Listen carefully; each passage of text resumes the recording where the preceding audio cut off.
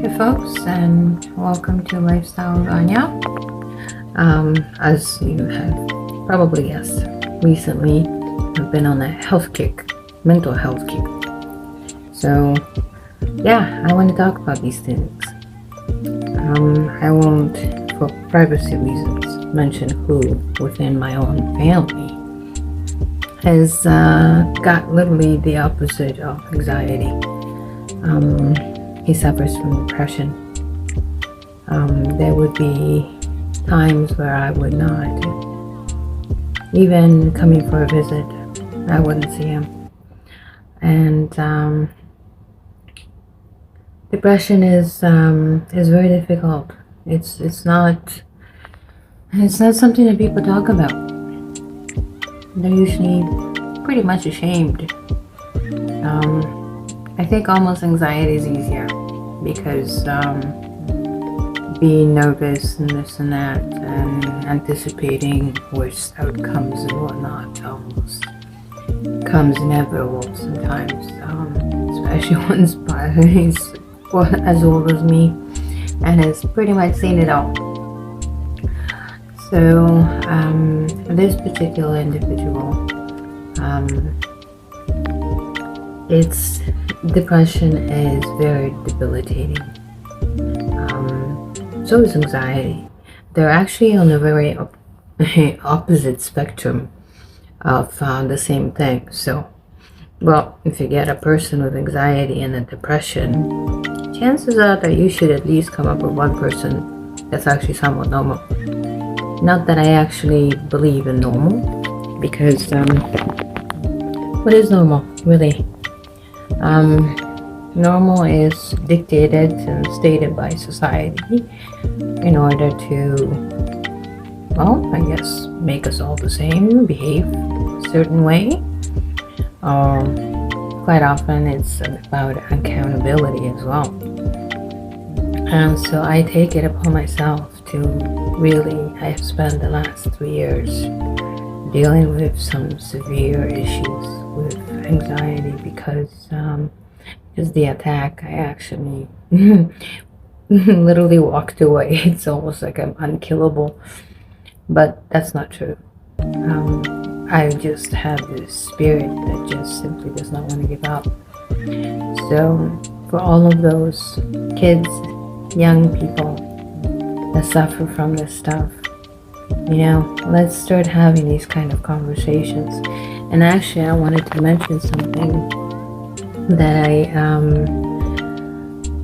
as I was doing my degree in digital social media and digital marketing, one of the things was actually a class on other platforms, so not Facebook, Instagram, and so forth, but other platforms like Tumblr, Reddit, and it was a little interesting because Reddit kind of came in, like it's discarded, like nobody really goes there. That's actually not true at all.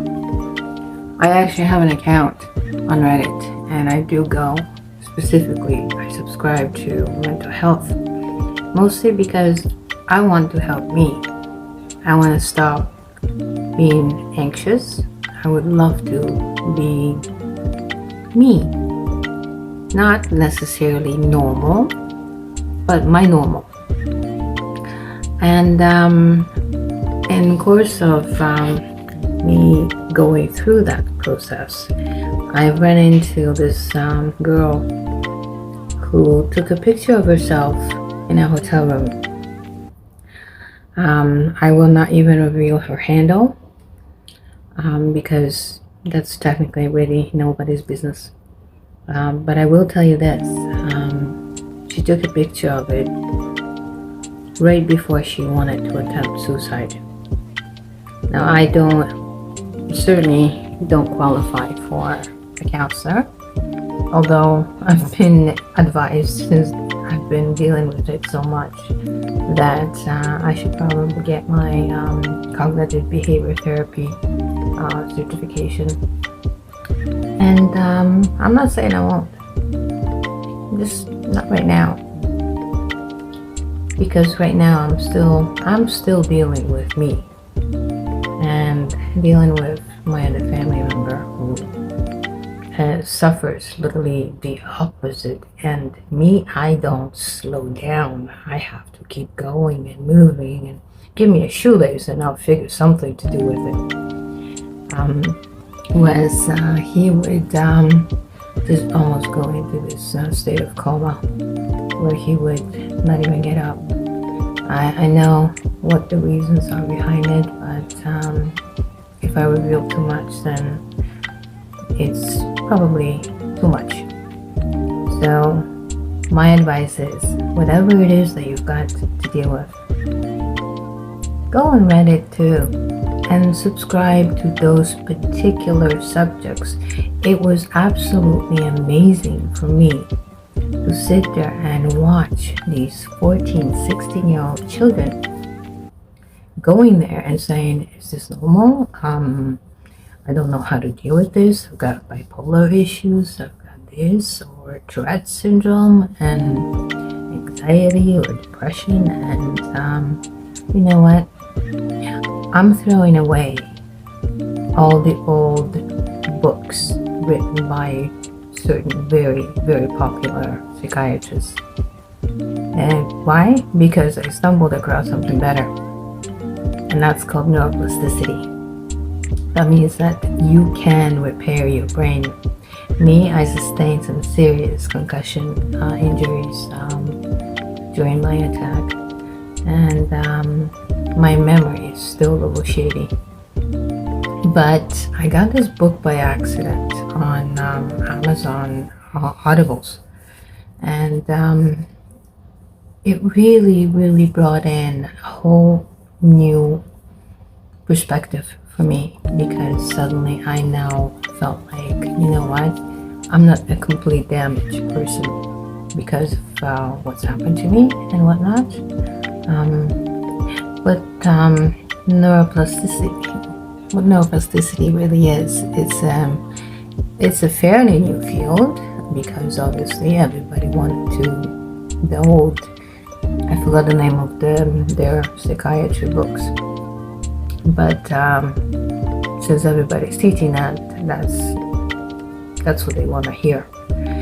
So neuroplasticity, my dear,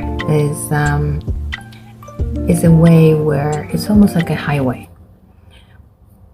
When the highway is clogged up, you can they'll detour you and you'll find the new way, and if that lasts long enough, your brain learns it so well that it starts creating shortcuts even based on that. So you are not your personality today.